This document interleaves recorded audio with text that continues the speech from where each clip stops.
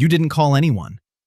Not because there was no one to call, because by the time you thought about it, you had already started fixing it yourself.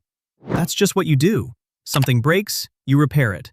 Something falls apart, you hold it together. Someone needs help, you show up. And when you need help, you figure it out. Quietly. Alone. Without making it anyone else's problem.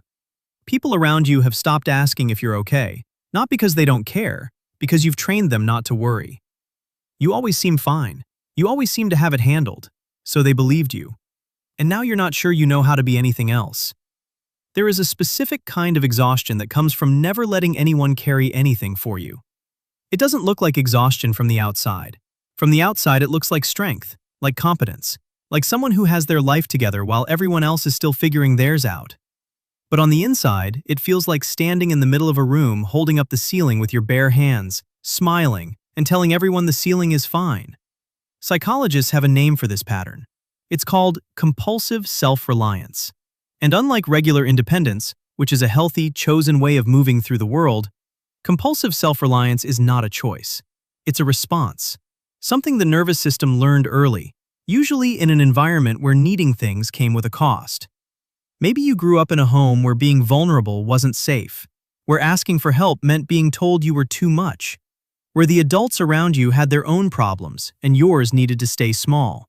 So you made yourself small. You made your needs smaller. And eventually you got so good at handling everything alone that you forgot there was ever another option.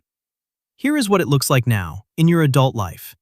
When something hard happens, your first instinct is to solve it, not to share it. You process internally. You work through it. And by the time anyone finds out something was wrong, you've already come out the other side. You find it genuinely difficult to ask for help. Not uncomfortable, difficult. Like the words physically resist being said. Like asking would cost you something you can't afford to spend. You are the person everyone else calls. The reliable one. The one who shows up. And you are proud of that.